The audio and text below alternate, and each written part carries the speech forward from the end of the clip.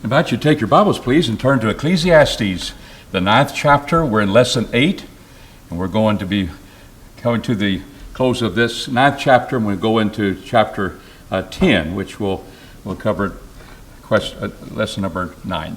It's good to see everyone here. We talked about last week about our marriage and how we ought to look at work. I think that covers your life, doesn't it? How should you look at marriage? I shall live joyously with a wife whom I love all the days of my life. That's my portion. That's what I should get out of life. It's a joyous occasion. God has already accepted the labor of my work. That's why I have bread. Came from the grain. That's why I have wine. Juice of the grape. Planted grape. Fielded that I didn't do that with HEB or whatever. Kroger or wherever you want to go, but this time they will grow that. And God has accepted your labor. Enjoy the fruits of your labor has been the theme, and it continues. Now we talk about the relationship between a husband and a wife. It ought to be a joyous one to live each day, because that's your portion.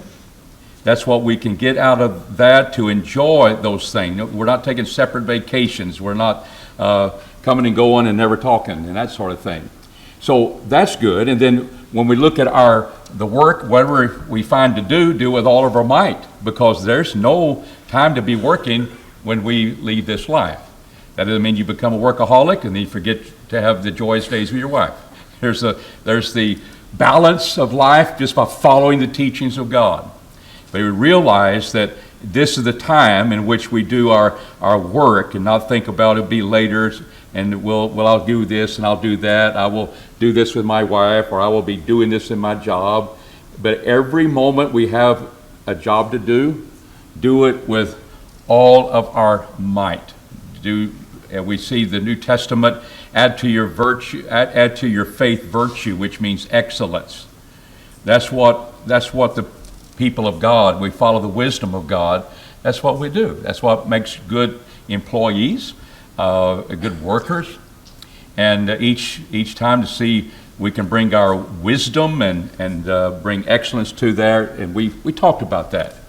Now we deal with a question, and we'll see these particular questions. Look at chapter 9 and verse 11 with me. I returned and saw under the sun the race is not. Thank you. The race is not to the swift, nor the battle to the strong, neither bread to the wise, nor yet riches to the understanding, and yet favor of men of skill. But what happens? So let's look at those things. You're the swiftest runner. That doesn't mean you're going to win. You got the wise. You're the wisest. Doesn't mean you're going to have the bread. It's not. It doesn't happen that way, and he tells you why. Why is that? It says, time and chance happeneth to them all. Now let's look at it the perspective of life under the sun. That's exactly true. But not from the perspective of God. God says, if you live, you'll do this or that. God has control. Does he not bring things together, and even providentially, not miraculously? Joseph, for example, to work out his plan. And I said, well, yes, time and chance happens to everything. God didn't have anything to do with that. That's taking it to a point that it's not true because of other scripture. It just piles up other scripture that God is bringing things together for his purpose and his glory, not yours and not mine. We're going to be on his side. He gets the glory, and we're going to be fine with that. But life under the sun, it is that way for us, from our perspective. I was at a certain place at a certain time, and this horrible thing happened. Time and chance. So I'm separating that from documents. This document saying this is God just left it to chance, and it's all that. No, time and chance is for us. We may think I'm prepared for all of that, but something out of left field hit, and I wasn't ready for that. And I think that's what we're seeing here. Sad, hear about people having car wrecks and and parents who trying to tell their teenage daughters to buckle up, and one time the girl doesn't do that, and she's killed instantly. The other people in the car survive. And she didn't foresee that. She always wore her seatbelt, her daddy said. And it's just time and chance from her perspective that something like that happened. She was just a few blocks away from home. And those things happen. Now, was God allowing that to happen? Yes. Did he will that and said, I'm going to kill her today? It doesn't say that. But God did not save her from that. The others were saved that were in a seatbelt. And so you do not know how things happen. So he goes on to explain this. He says, time and chance hath not, for man also knoweth not his time. See, it's about my time, the timing that I have. I'll be at a certain place at a certain time. And it says this, as question number 14 is dealing with how is life like a fish or a bird? What do we see here that answers that? All right, it says fishes that are taken in a what? Evil net, sinful net. Here again, there's the point about these words, evil. We think evil is sinful. Thank you very much. Evil is sinful all the time. It's evil. No, life under the sun and in a lot of other places, evil is something that hurts you. That's evil. That's how this word is used. An evil net. A net that's fine for the fisherman. A net that, hey, that's pretty good netting that you got there when you put all your expertise in your work and you did the best you could. That's a pretty good net. It does its job. But it's evil for whom? The fishes. The fishes. They get caught up in an evil net, time and chance. Excuse me? Treacherous because it brings you harm. The fish. And so sometimes God is the author of evil in Isaiah. What do you mean author? He brings judgment on his people. It hurts. You want to call it treacherous? I call it hurt. That's how the word is used. And that's the application of it. And so what we see is that time and chance, he's caught up in a net that day, that was evil for that fish. Because we're going to eat him for lunch or what have you. But and also the birds, they're not just caught up in an evil net, but they're caught up in a snare, in a trap. It may be just a box like we used to do and pull the thing and get the bird trap. But it's that point that is happening. And so whether you're the fish or whether you are the birds, they're caught in the snare. Even so are the sons of men snared in an evil time, not a sinful time necessarily. That is in a car wreck. I had this happen. We say, well, wrong place, wrong time. Time and chance. From our perspective, I wasn't going there today. How come he went on that plane that day? All those things from our perspective happens without saying, God, you're not in control of anything. Yeah, he is. He allows things to occur. But this is another area you don't know what lies ahead of you, man. You think you're the wisest. That doesn't mean you're going to win. You're the swiftest. That means that it doesn't mean you're going to win the race. So you're caught up in that. So are the sons of men. When it falleth suddenly, it happens suddenly upon you. People gathered for a political event in Mexico, and the stage collapses. Suddenly. Things happen suddenly where the plane drops 6,500 feet in about 3 minutes. People banging their heads and people having concussions. Suddenly it happened. We're prepared for that. I know it could happen, but it's still not prepared for that moment. Time and chance happeneth to all men. And that is simply from the perspective of living life under the sun. And we're being taught here, this is the wisdom from God. That's what life is going to be like. How many things that you never thought you could foresee has happened in your life that are not real pleasant. So I wasn't expecting that. Well, it's just kind of what happens. And it may be unique to you, but other people have probably gone through it too. But it happens that way. So we understand that from theory. We're only just about how many inches away from a head-on collision all the time in our roads sometime. And we just, boom, we don't think about it. But those things can happen. Anything you'd like to add to that? Question number 14? About time and chance happened. I know people, that's the way it is from perspective of God too, time and chance. And I think it just takes out his providential rule over us. Okay. Thank you. It worked. Question 15. How is wisdom better than strength or power? Let's notice these last 3 verses in chapter 9. Then said I, wisdom is better than strength. Nevertheless, the poor man's wisdom is despised,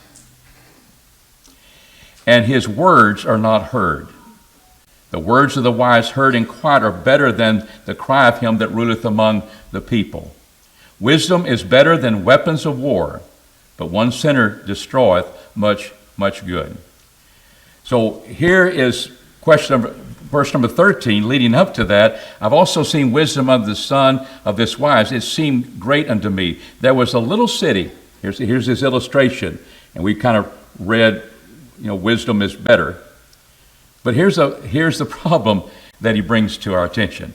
There was a little city and big bulwarks outside. Little city, big bulwarks. They're in trouble. And it didn't have a lot of men in it, did it? Few men within it. And there came a great king against it and besieged it and built great bulwarks against it. Who's going to win that one? Now there was found in it a poor, wise man.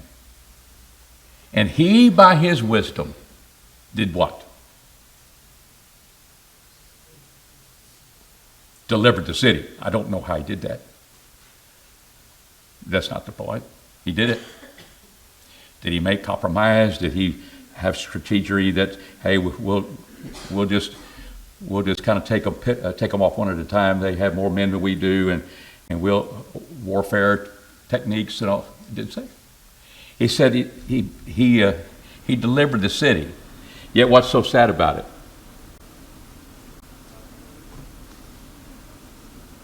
We'll just answer those two together. He delivered his city, but yet no man remembereth what? The same wise man? What does the Bible say? Yeah. He's insignificant. He's poor. I don't care what. We forget his wisdom. He delivered your city. He delivered your city. We'll forget him. And just because you're wise doesn't mean that you're going to win and overcome. You won't be remembered. Then I said, wisdom is better than strength. Nevertheless, the poor man's wisdom is despised because it's not heeded. It's not remembered. And his words are not heard. And yet he did deliver that city. But we come back saying, well, he's not insignificant, and you just kind of forget what he said. But wisdom is greater than a powerful army working against it, because that can help to do that. The words that are wise that are heard in quiet are better than the cry of him that ruleth among fools. He just cries out, this is what we're going to do. And everybody, oh yeah, that's wonderful. And it's not wise at all, it's foolish. Wisdom heard in quiet is better. And so there is indeed the strength or power of wisdom. And we're going to see more of that in this 10th chapter that is there. But here's his example, and they forget about he's not remembered. They don't remember the same poor man. He's no longer poor wise man. He's just a poor man, and we move on. And we forget what good he did. But I tell you, at that moment of time, wisdom was greater than a big army. It's not won by money and numbers. Sometimes it's the power of wisdom. That's what he's emphasizing about the wisdom. It's better than strength, or it's better than power. What's the sad fact about that? Soon forgotten, or our present tense, we'll just ignore it. He's just a poor man. He didn't know anything. He hadn't lived. He sure hadn't been successful. So we can work it, as I think the writer does here as well. Any comments about that? What's sad about it? We're going to see some more sad things that can happen as we get into chapter 10. Okay. Somebody say something? Okay. Ecclesiastes, lesson 9, number 1. Why should we always be concerned with folly and sin when it may not seem to be widespread?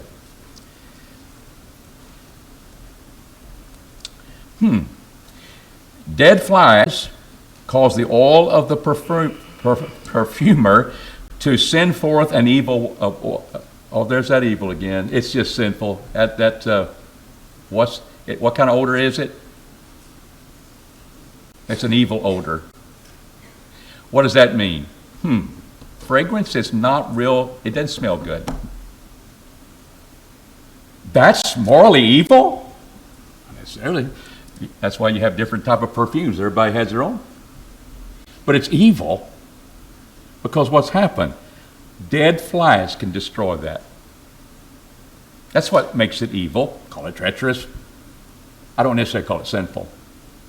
So word evil has meanings in context that we do well to let God take you in that journey instead of, I've got it all, I don't need any more, and we'll just discuss evil.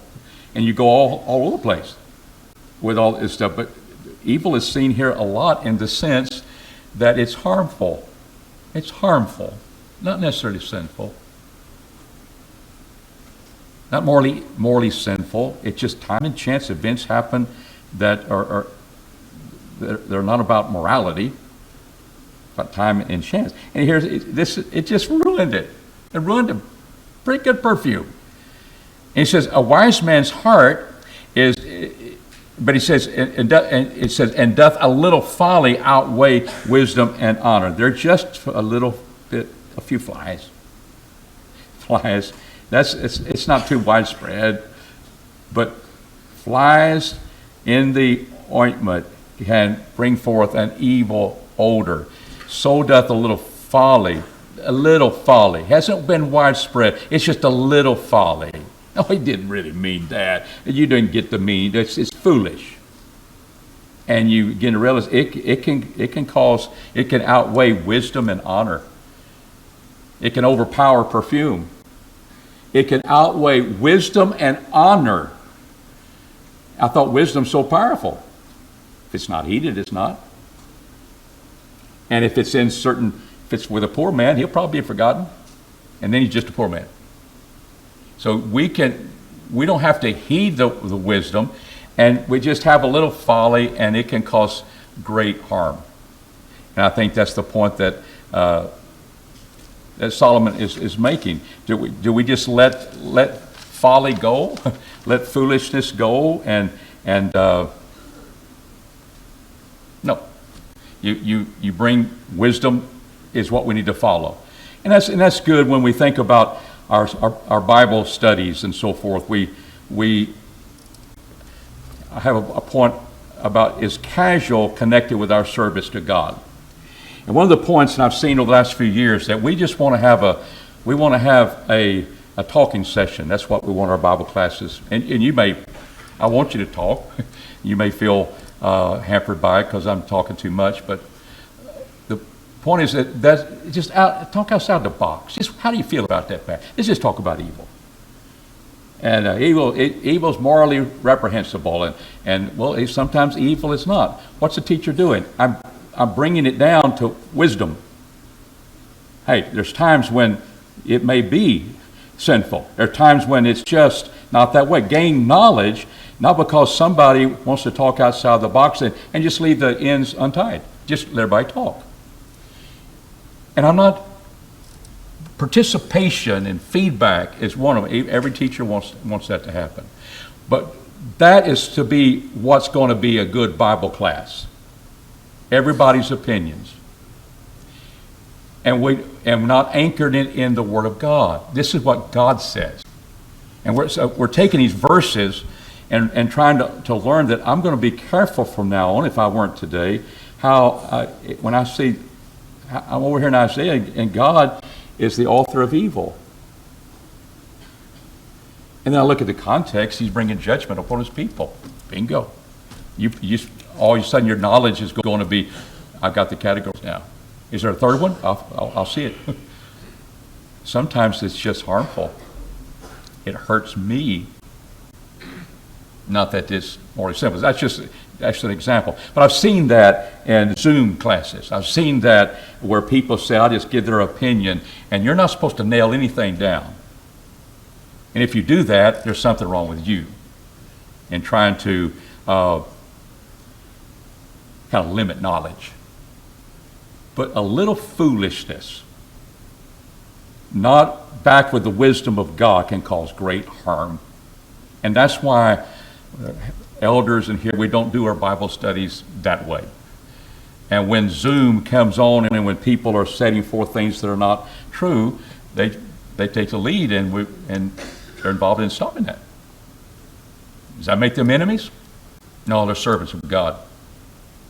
But there's the mentality that people have today that, well, just what everybody, we come to Bible class and maybe the teachers, now what do y'all think about this today? And we just hear this and hear that and nothing's nailed down. Is that a good Bible class? I don't think so. Nor me just talking all the time is necessarily good. Corey?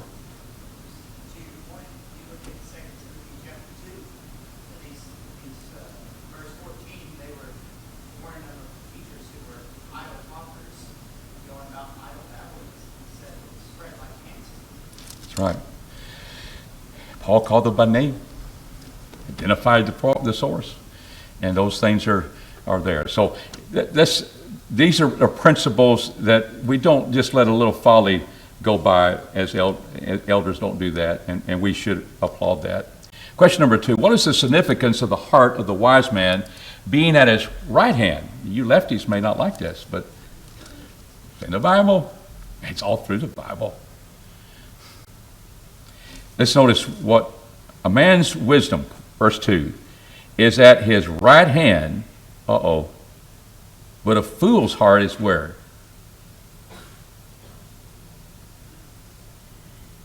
Okay, say it. Where is it?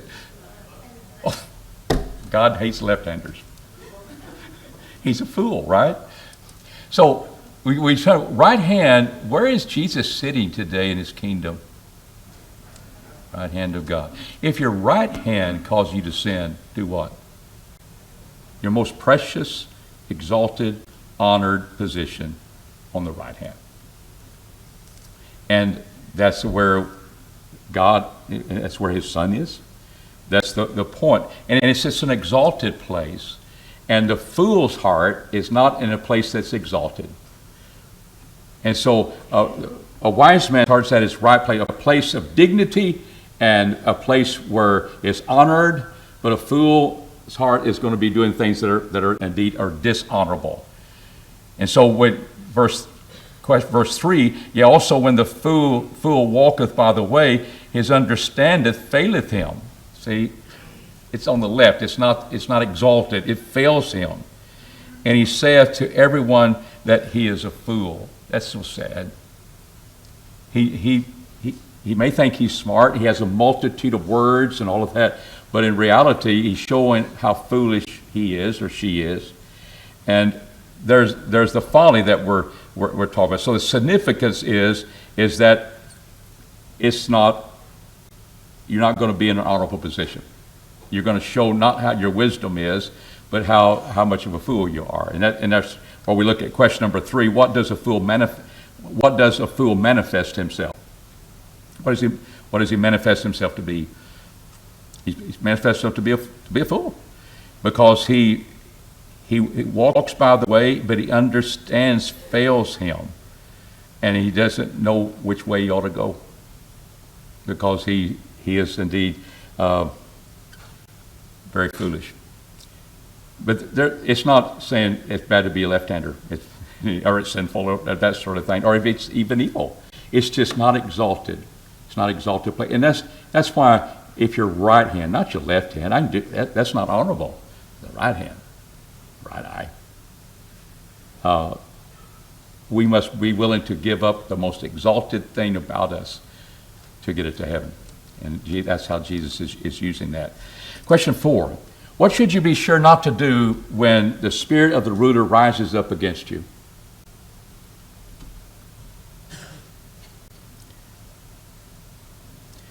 Let's look at verse 5.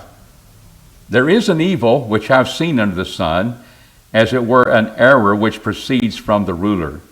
Folly is set in great dignity, and the rich sit in low place. And so here's the ruler being set forth. That question number, when the spirit of the ruler rises up against you, do we walk up? Verse 4. The spirit of the ruler rises up against thee, leave not thy place. For gentleness allayeth great offenses. I'll just walk out of the room. I know that you want to. You don't like what the ruler said, but that's disrespect, isn't it? And they'll probably be used against you. But here's what is it: gentleness allayeth great offenses. You just forbear a little longer, and you respect what is he going to say. But he, spirit of the ruler, rises up against you. You take the blow without retaliating, and retaliating this way, it's just leaving the presence of the king. And you shouldn't have done that. And part of gentleness is that I will forbear, I will stay there, and don't be a smart leg. You got anything else you want to say? I wouldn't probably do that. You want to, but you just kind of keep silent till you're dismissed. Well, after all, he's a king. You're not.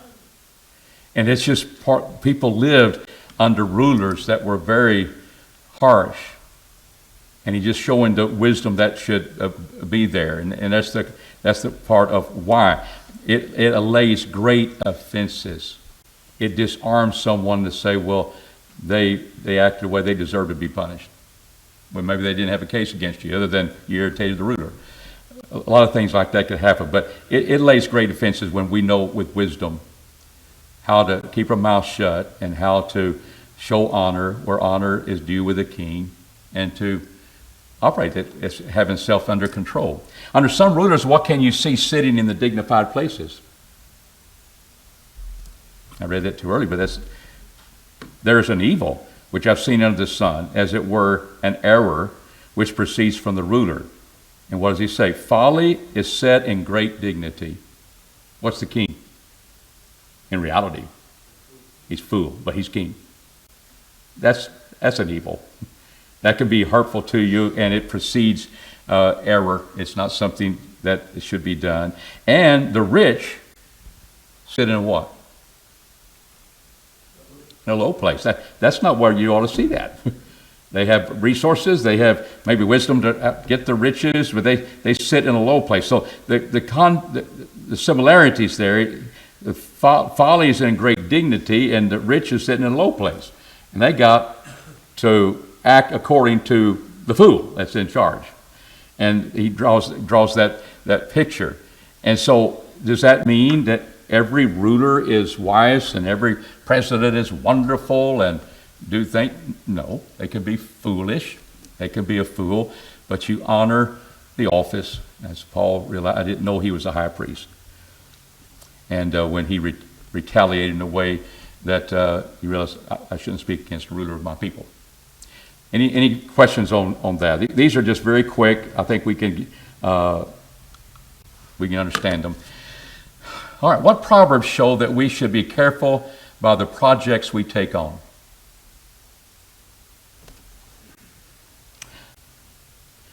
Verse 8. He that diggeth a pit shall fall into it. Whoso breaketh through a wall, a serpent shall bite him. Whoso heweth out stones shall be hurt therewith, and he that cleaveth wood is in danger thereby. I think I'll stay home today and do nothing. After reading Ecclesiastes, this is my daily Bible reading. You know, I'm not going to dig up a garden. I'm not going to dig a hole.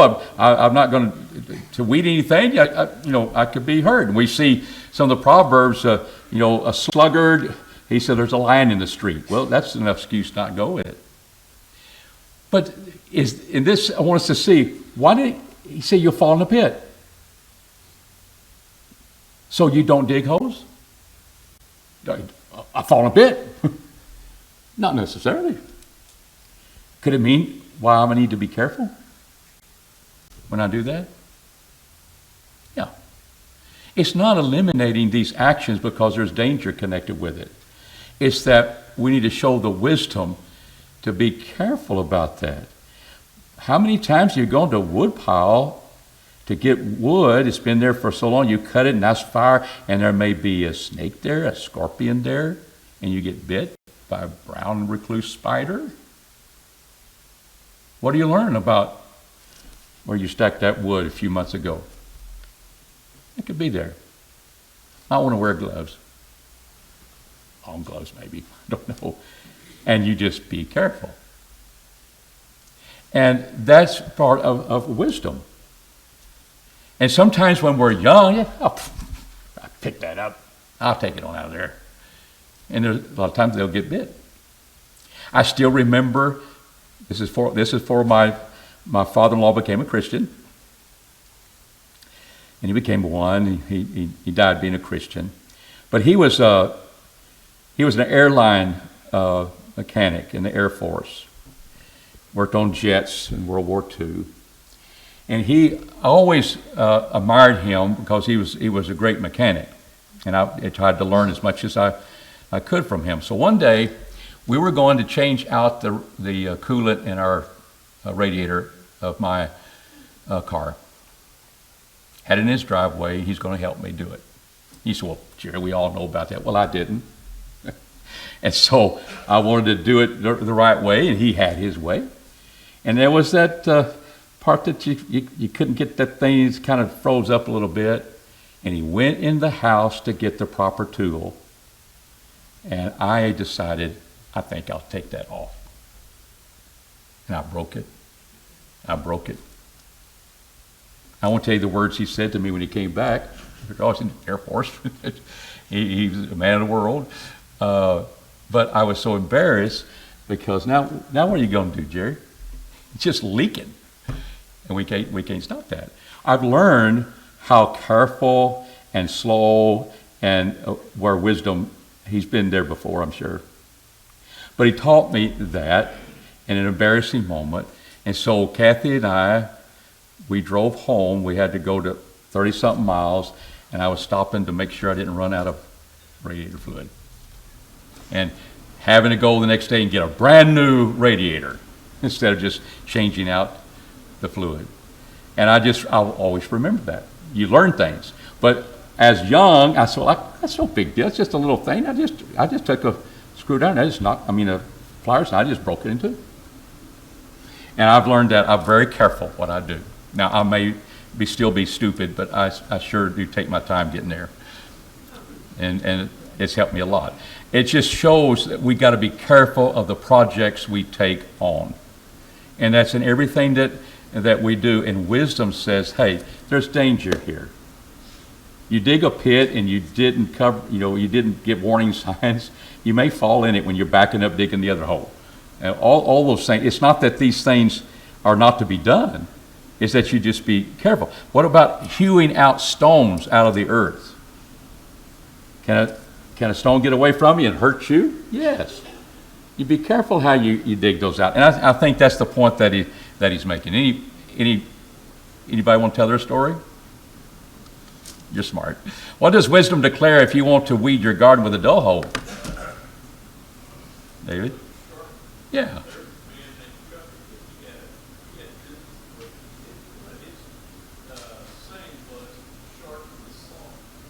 Yeah.